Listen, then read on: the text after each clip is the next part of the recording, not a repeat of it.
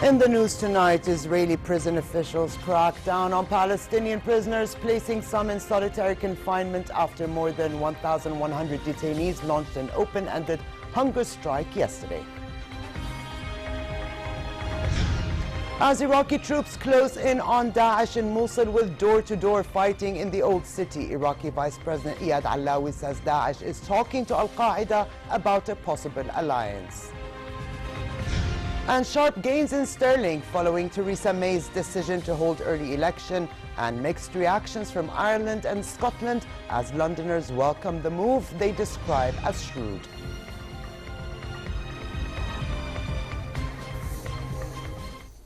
Good evening and welcome to a new edition of the news. Here are the details. Prime Minister Hani al-Mulki urged a number of steps be taken on the short and long terms to monitor the work progress of public credit funds operating in the kingdom.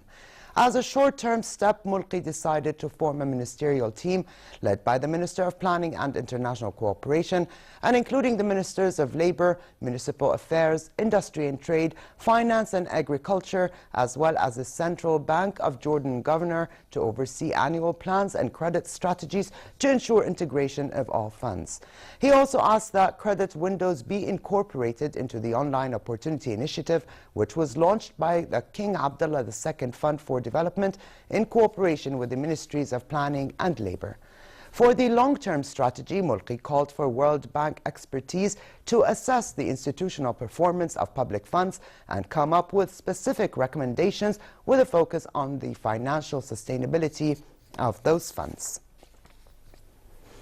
Interior Minister Khalid al-Zu'bi says more than 1.3 million Syrian refugees in Jordan need a thorough strategy to organize their daily affairs and provide them with the best possible services to protect their rights during their stay in the kingdom.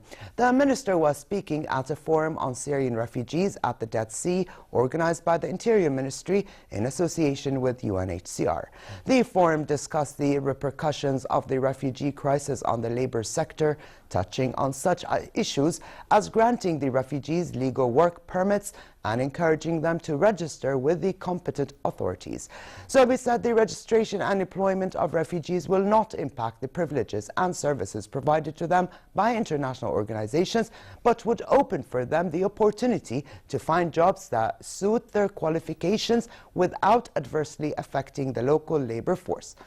Director of the Syrian Refugees Affairs Directorate said World Bank estimates put the cost of the Syrian refugee crisis on Jordan at about $2.2 billion annually.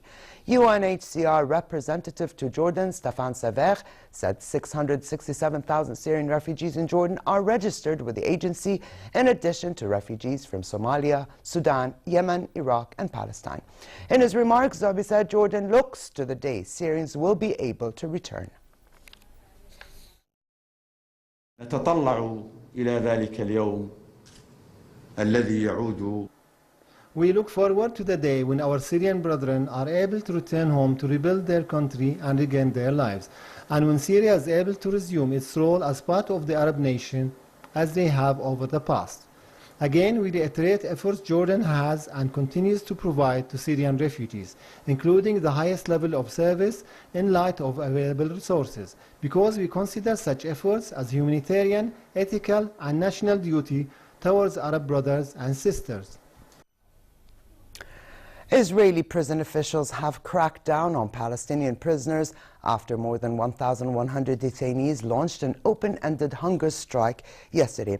The Palestinian Committee of Prisoners' Affairs released a statement saying that Israeli prison service officials had forcibly moved the hunger-striking prisoners to different sections of Israeli jails, confiscated their clothes and personal belongings, and placed leading figures in solitary confinement. The family of Amr Yaghmour were banned from visiting him today, a monthly visit they pay after he joined the hunger strike called for by prominent prisoner Marwan al-Barghouti. Palestinians termed the open-ended strike a protest against poor conditions and an Israeli policy of detention without trial that has been applied against thousands since the 80s. Almost 6,500 Palestinians are being held in 22 Israeli prisons. What the prisoners are asking for is not too much. They are asking for the minimum of their rights that are offered in all other prisons in the Arab world or in foreign countries. When they ask for the basic rights like public telephone and regular visits by their families, these are legitimate rights. To Iraq, and as the battle to recapture Mosul enters its 7th month, Iraqi forces continue to fight door to door in the old city. Exchanges of gunfire and mortar inside the old city near the Grand Al-Nouri Mosque prevail as the terrorists are dug in among civilians. Military officials say Daesh members are now surrounded in the northwestern quarter, including the historic old city, countering the offensive with booby traps, suicide motorbike attacks, sniper and mortar fire, occasionally using shells filled with toxic gas. And after flooding had blocked all crossing points south of Mosul, the Iraqi army built a new pontoon bridge over the Tigris River to open an escape route for families fleeing the fighting. Aid shipments also resumed to the Hammam al-Alil camp southwest of Mosul, the main arrival point for people fleeing the fighting. عمليات مستمرة الحمد لله. Operations are ongoing. Daesh terrorists carry attacks on our defensive lines, but each time we repel them and they run away, leaving bodies of their dead fighters behind. Minutes ago they launched an attack and we responded by shelling them with mortar rounds, killing 2 of them, and their bodies were left in front of our defensive lines. Meanwhile, the UN warned that the battle to dislodge Daesh from the old city of Mosul, where hundreds of thousands of civilians are trapped, could turn into the worst humanitarian catastrophe. The UN estimates about 400,000 civilians are trapped in the old city. Residents who have managed to escape from the old city have said there is almost nothing to eat but flour mixed with water and boiled wheat grain. An Iraqi official from the Joint Committee for the Relief and Evacuation of Displaced People said more camps were needed to accommodate people fleeing. Though the UN and Iraqi authorities have built more camps, they are struggling to shelter new arrivals, with 2 families sometimes having to share 1 tent. And as Iraqi troops close in on Daesh in Mosul, Iraqi Vice President Iyad Allawi says Daesh is talking to Al-Qaeda about a possible alliance. In an interview released today, Allawi said he got the information yesterday from Iraqi and regional contacts knowledgeable about Iraq. He said there are discussions and dialogue between messengers representing Daesh leader al-Baghdadi and Al-Qaeda leader al-Zawahiri. And according to Allawi, even if Daesh loses its territory in Iraq, it will not simply go away. Without really a roadmap, without an inclusive political process, without building the institutions of the country, it's going to be very difficult to face the post-ISIS era. And as we know, it's not going to be the end of ISIS. This is a long-haul fight, and it will continue for a long time. It will take different shapes, but ISIS is already spread throughout the world. And we have had information that now they want to close ranks with Al-Qaeda, with Al-Zawahiri. A Saudi Black Hawk helicopter crashed during a military operation in Yemen, killing 12 officers. The Saudi news agency, quoting a military statement, said the plane came down in Ma'rib province, east of the capital Sana'a. Yemen's Defense Ministry's news website said the helicopter came down after being shot in a friendly fire incident. The news site quoted a senior source in the Yemeni Army Command as saying the helicopter came down due to a misreading of the air defense system, which resulted in the destruction of the plane before it landed. The death toll is one of the largest in a single incident involving Saudi forces since a coalition of Arab states began military operations against the Houthi movement in 2015. Turkey's main opposition are trying to annul a referendum that handed President Tayyip Erdogan sweeping new powers, as the Bar Association says an illegal move by electoral authorities may have swung the vote. The Bar Association said a last-minute decision by the YSK Electoral Board to allow unstamped ballots in the referendum was against the law. They said the move prevented proper records being kept and may have impacted the results. The main opposition, People's Republican Party, CHP, was to present a formal appeal to annul the vote to the YSK today, having earlier said it would take its challenge to the European Court of Human Rights if necessary. The European Commission has declined to congratulate Erdogan on Sunday's vote and called on Turkey to launch a transparent investigation into the alleged irregularities. A snap general election call in Britain added to a lengthening list of uncertainties for investors. British Prime Minister Theresa May unexpectedly announced a June 8 election, saying Britain needs certainty, stability and strong leadership following the EU referendum. Britain's opposition Labour Party leader Jeremy Corbyn welcomed May's decision for early national election, saying his party is in favour of the election, calling it a chance to get a government that puts the majority first. Opinion polls give May a strong lead. Here's a story. A stunning announcement Tuesday from UK Prime Minister Theresa May. I have just chaired a meeting of the Cabinet where we agreed that the government should call a general election to be held on the 8th of June. May succeeded David Cameron when he stepped down following last year's vote for Brexit. That led some to say she should call an election to win her own mandate. But Tuesday's announcement shocked political players. May had long resisted calls for an early vote. Now she says opposition to Brexit leaves her no choice. At this moment of enormous national significance, there should be unity here in Westminster. But instead, there is division. An election wasn't due until 2020. The law on fixed-term parliaments means May will need a two-thirds majority from MPs to win approval for an early poll. A vote set to be held Wednesday, and the Prime Minister will need cross-party backing. With the Labour Party languishing in the polls, it's a decision many opposition lawmakers may find hard to make. The European Union, although taken by surprise by May's call for an early election, said it was in favour of her decision. The EU Commission chief spokesperson said it was logical, normal and a good thing. In London, people, however, felt it was a shrewd move on May's part, with some saying she is capitalising on her runaway lead in the opinion polls.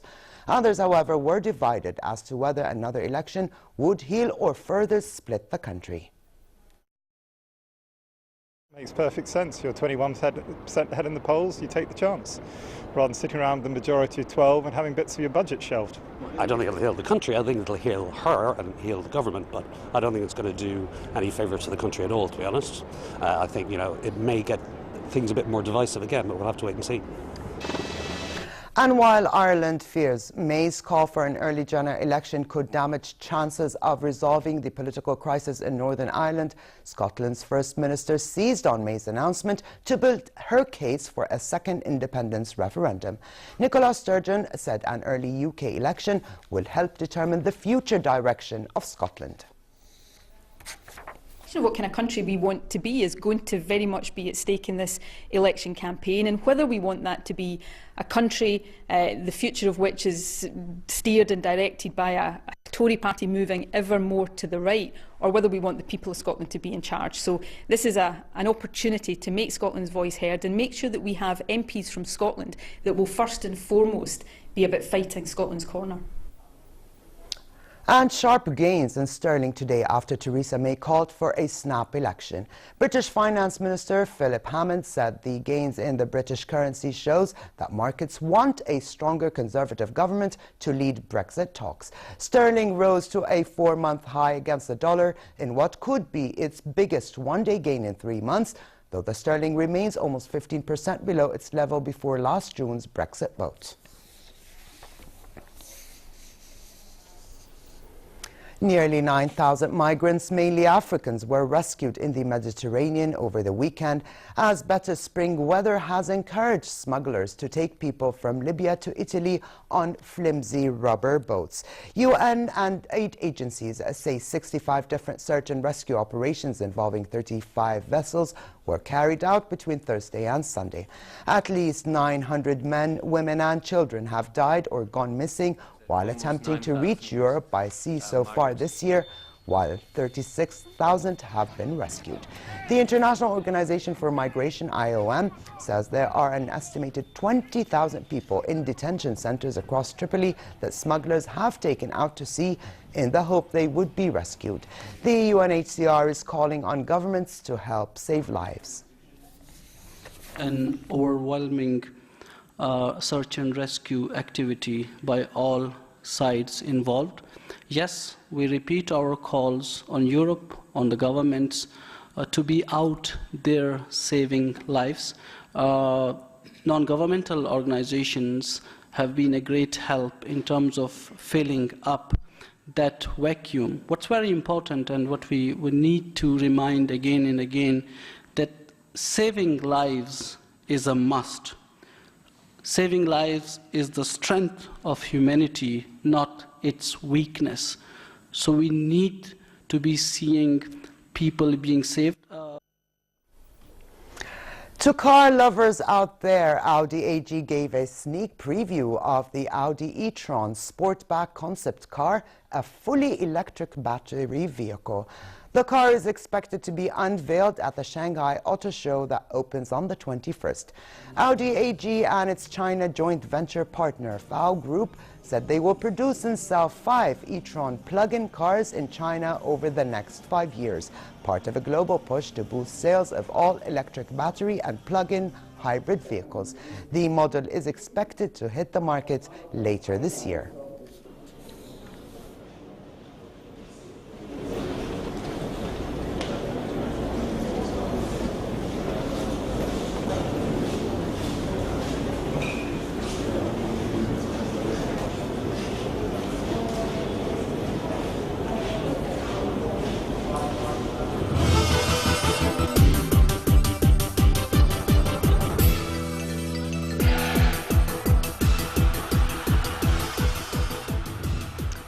Football fans have received with regret and sorrow the sudden passing of Jordan's former football coach and Al Faisali star player Khalid, who died today of a massive heart attack. 57-year-old Awad was one of the leading Jordanian football players during the 80s and 90s, having led the national team to numerous victories. After he retired from the team, he became coach for a number of national clubs, mostly for Al Faisali, and was awarded the title of Asian Lecturer by the Asian Football Federation. Known to his fans as Zico after the Brazilian legend, Awad's last job was director of the elite academies for grassroots. May his soul rest in peace. The second round of the Monte Carlo Masters saw unseeded Adrian Manarino come from a set down to beat French compatriot and 7th seed Jo-Wilfried Tsonga. The world number 56 took the match 6-7, 6-2, 6-3 in a time of 2 hours and 7 minutes. With today's victory, Manarino will face either Luca Pouille of France or Italian Paolo Lorenzi in the third round.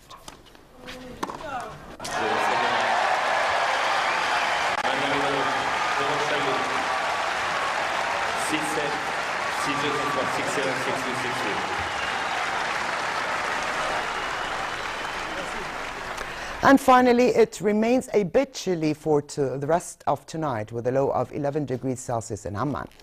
Tomorrow, however, moderate spring weather prevails in the hilly areas, while it will be relatively hot in the Jordan Valley and the Dead Sea with northwesterly light to moderate winds. The Gulf of Aqaba should expect sunny and hot conditions with northerly moderate winds and calm seas. He knows the temperatures forecast for tonight and tomorrow.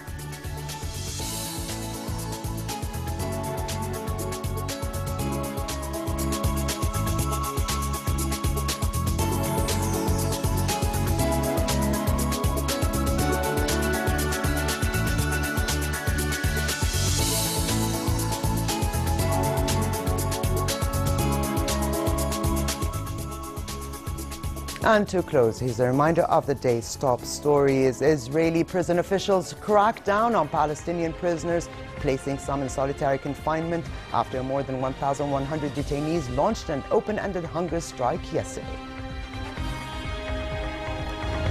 As Iraqi troops close in on Daesh in Mosul with door-to-door fighting in the old city, Iraqi Vice President Iyad Allawi says Daesh is talking to Al-Qaeda about a possible alliance. And sharp gains in sterling following Theresa May's decision to hold early election, and mixed reactions from Ireland and Scotland as Londoners welcome the move they describe as shrewd. And with this, we come to the end of this edition of the news. I'm Ali Atqan. Thank you for joining us and have a good night.